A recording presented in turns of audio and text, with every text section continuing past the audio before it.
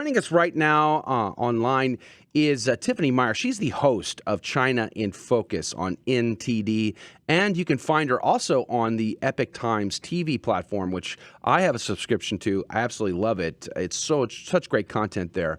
And Tiffany is really doing a wonderful job on her program, China in Focus, to keep an eye on actual news. What's going on in China? What should we know? What should we understand? I watch it all the time because it really helps me to better understand, wrap my head around what's going on over there. So good morning to you, Tiffany Meier. Thank you for your time. Good morning. Great to be here. Praise be to God. Right now, we're seeing a lot of information come out of China about the Winter Olympics, obviously. But I found that it was very interesting when in your coverage of this particular topic, since many Americans really aren't watching the Winter Olympics, there's some things going down over there that are a very peculiarity. For instance, there's a lot of non-Chinese athletes competing for China, but they're born in America. Tell me about that. Right. So I guess the most famous example right now is Eileen Gu, right? The freestyle skier from California, born and raised, but her mother is Chinese, and so she is competing for Team China. And after winning the gold, she kind of broke the internet in China because they're like so excited. I think the main thing with her, though, is like at first glance, she looks very Western. And so the Chinese Communist Party really likes using foreigners to kind of spread their narrative. And so we can see that she's really been doing that. So she's only 18, but she's already had quite a big influence. Like online, she's been talking about Peng Shuai, the tennis star, who's also been in the news a lot.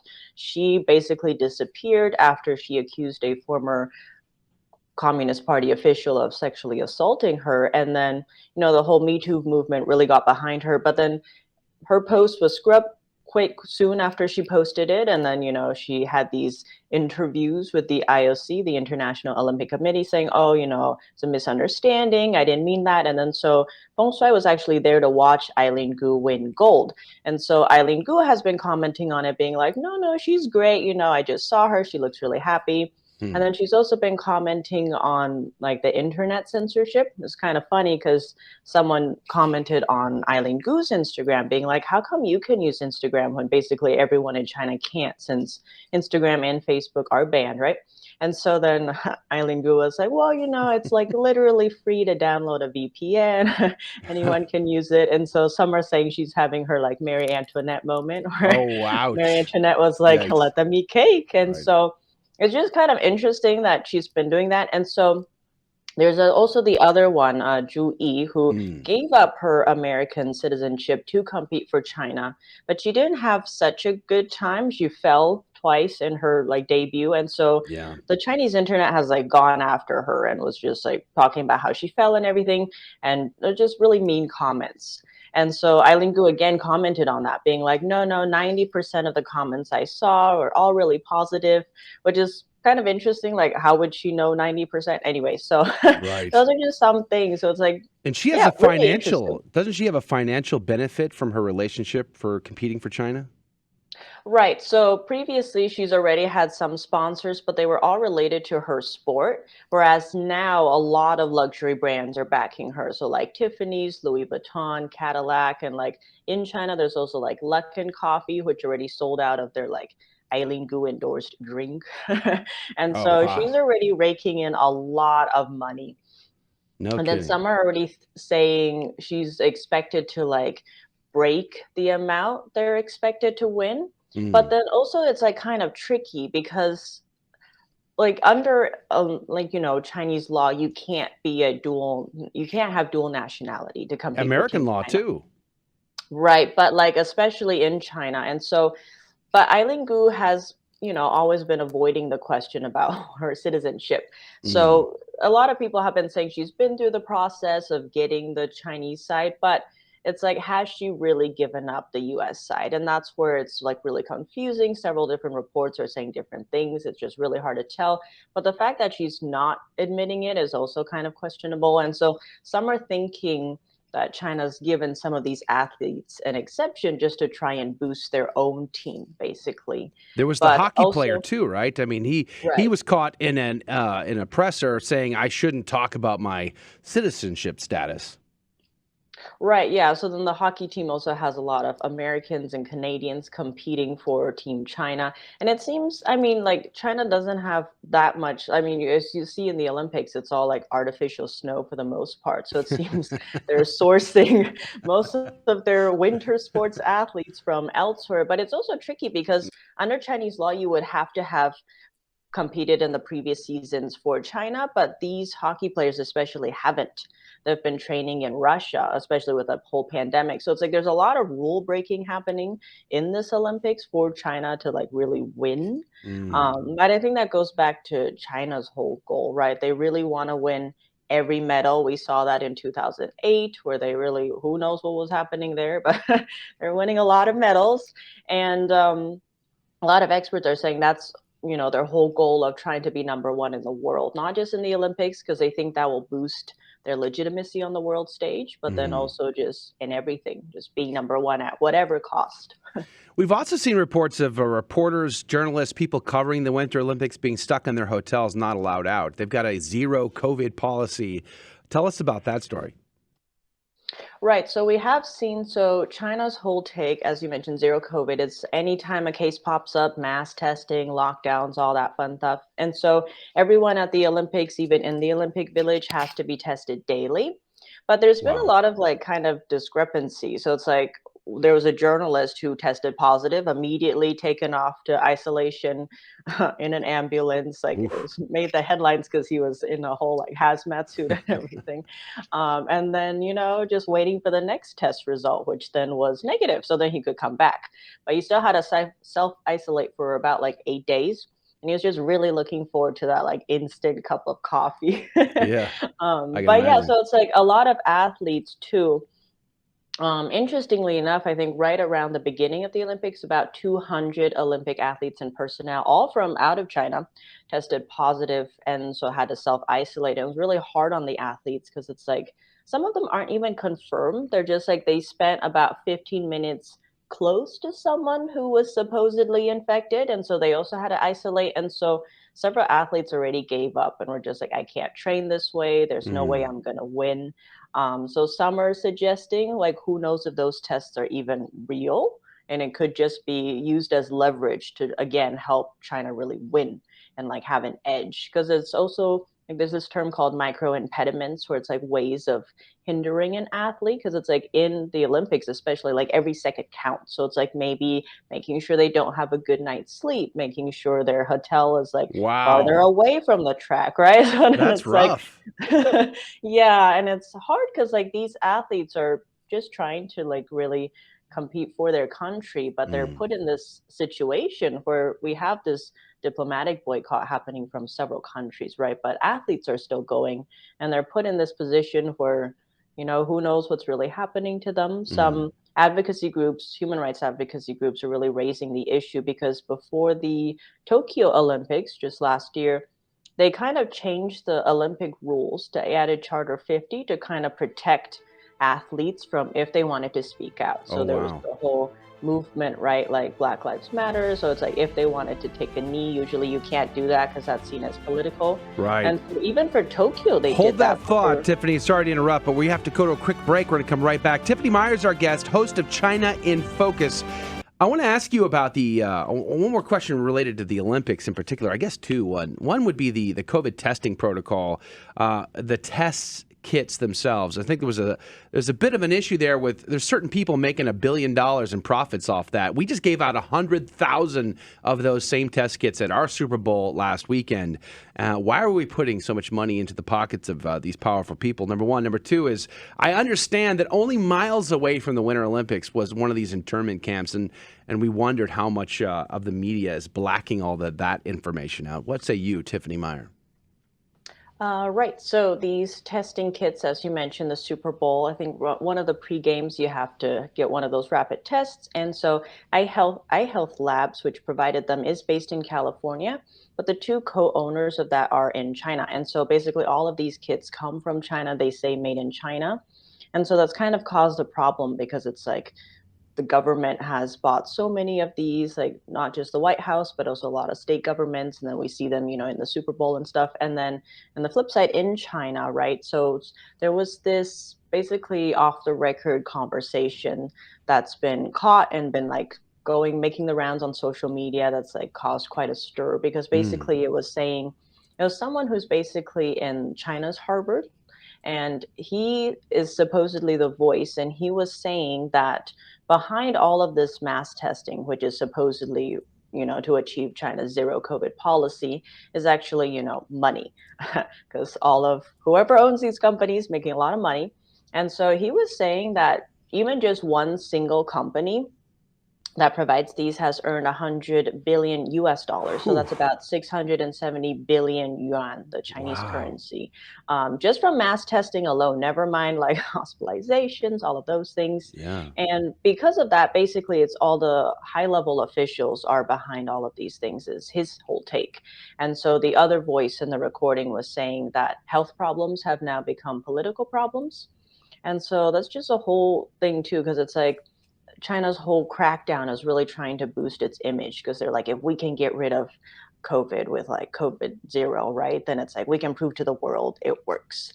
Um, it does not seem to be going too well for them right now, but yeah. And then on the flip side too, like squashing narratives. So as you mentioned, the Olympics, it was about like 10, 20 miles away just from the stadiums, Mm. was one of these internment camps. And they really have been cracking down on people of faith before the Olympics. So even just here in New York, there's an architect. His mother is still in China. Mm. And before both games, 2008 and now 2022, his mother was arrested and jailed just because she is adherent of the spiritual discipline Falun Gong, which Mm. their principles are truthfulness, compassion, and tolerance, which the regime does not like because they don't like anyone of faith. And so they've really been rounding up not just these Falun Gong practitioners, but also anyone of faith. So house Christians and also the Uyghur Muslims. And their fear, the Chinese Communist regime's fear, is that these people might stage a protest, right, at these games, which is kind of tricky to understand how, since the audience, the spectators are selected by the party. Everyone from foreign countries is in this Olympic bubble and can't access the general public. But anyway, there's that fear happening. And so it's really reached all areas too. Recently, too, there was a Christian who was fined 30,000 US dollars for selling Christian books. Oh, wow. He appealed, and then the court rejected it, I think just 2 weeks ago. And then they also raided his bookshop and destroyed about over 10,000 Bibles Oh, there. wow. Oh, And no. only because these Bibles were made in Taiwan and the US, which means they weren't approved by the Communist Party. And so in China, Bibles have to be approved. So do the Wow. priests, basically. Yeah, it's just kind of crazy And how it happens there. it's interesting. So what exactly is meant when you say that they're rounding people up in internment camps and and then people often use the term that there a genocide happening because that invokes the imagery of like the a Holocaust and concentration camps and just mass executions. But what exactly is happening? Like, what do we mean when we use these terms? Well, so it is basically full on persecution. They are jailing these people, beating them. There's cases where they really do end up dying in these camps, but the tricky thing is, again, numbers. There's like no transparency. So it's just really hard to get any info. Basically, it's like if someone knew someone who then just never appears again, it's just really hard to prove. And then there's also a lot of claims of, say, forced organ harvesting, right? Oh, So wow. again, going back to say adherents of Falun Gong, it's like they really work on their health. And so actually back in the day, it was really popular in China to the point that the Chinese regime was even promoting it because, everyone was getting healthy, really benefiting society. But then I think about 100 million were practicing, and that was more than the amount of people in the party. And so for the party, that's everything is political. So they suddenly had that massive crackdown, and just overnight, all the media, everything was saying you can't do this, terrible, blah blah blah. And so they really started jailing them and beating them and, like, yeah, really torturing them or killing them. And some of them were used in this forced organ harvesting because it's seen that their organs are healthier than, say, maybe someone who's a drug addict who's also jailed. And so but it's just really hard to prove these numbers, right? So how they really figured this out was a lot of doctors would call in pretending to be patients and just asking like, oh, I heard this, like the Falun Gong ones are healthy. And then they're like, oh, yeah, yeah, we have a bunch. And then there was another doctor who because a lot of doctors go to different places to practice and train, right? So one of them was invited to China to do heart transplants, and heart transplants are really hard to do because the odds of finding the right one and then matching and all of that. But yeah, he was just invited down to do two like in a day, and he was just like, wow, like someone's gonna die because those aren't things you can get on demand. I think in America the top of the list for just like most regular transplants takes quite a long time, but in China it's Mm. just 2 weeks. And so all of Wow. these things are kind of raising concerns. Obviously, there's different levels. Some like this guy in New York, his mom was arrested but then released, right? So ahead Praise of both God. Olympics. So some are just arrested, some are really like tortured, basically, some are killed. And then with the Uyghur genocide, right, in Xinjiang, with them, they're put into what China calls vocational training centers. So again, it goes back to culture and faith. They have different ideas than the Chinese Communist Party, which is seen as taboo. So they get put into these centers and basically brainwashed and like taught how to think correctly. Um, and so there's a whole lot of that. So I think the BBC did a whole report that said over 1 million of them were in that as of several years ago. And so the issue with all the laws, though, is like, has anything really changed for these people? But it does seem like some things are happening, right? There's a new law in the US that bans imports from Xinjiang using forced labor. But again, it's just really hard to get anything concrete because of the lack of transparency. Tiffany, I have a question. This is another aspect of the authoritarian control that China has, but I'm wondering if you could elaborate on stories that come out of people being barricaded in their home and prevented from coming out. I mean, I remember at the beginning of COVID watching videos of the doors being welded. How true are these things? Coming from the perspective that a lot of the media is controlled, like how do these stories escape China? Got about 2 minutes. Right. So part of that is the officials or volunteers who help seal these post the videos to try and prove like how well the district and county is doing. And then does not quite have the effect they hope, because then it makes the rounds on social media by getting out kind of on, say, Weibo, like China's Twitter-like version platform. And so the locking down goes back to China's zero COVID policy, where they really try and stamp out any cases of the virus, and to extreme measures where they, like you mentioned, seal the doors shut and everything. There's also a case where someone was self-isolating, like in quarantine somewhere else, and then healthcare workers went to their home and killed their pet corgi on camera. It was like, Oof. not really on camera, it was off camera, it was a security camera in the home. But it's like, they'll just go after pets as well, just in case they test positive. The pets aren't even confirmed. Sometimes the owners aren't even confirmed. So it's just really trying to stamp out any idea of the virus. To kind of extreme measures, we have people basically trading iPhones for a little bag of rice because they've run out of food. Oof. Just caught on camera, or Wow. like little posts on social media that can get out in China. And it's just kind of really sad to see these people just trying to live their lives, but unable to. Wow. Well, we're getting down to the wire here. We're about to run out of time with Tiffany Meier. She is the host of China in Focus, which you can find in TD on YouTube, or look for it on Epic Times TV platform. There's all these other stories. We're going to have you back, but China collecting our data, DNA, fentanyl pushing into America, coming from China. All of those stories are of great concern. But Tiffany, we're grateful for you and your time today. Thank you for being on with us. Thank you for having me. Always a pleasure. All right. Praise be to God. God bless you. Have a great day. That is going to do it for hour number one.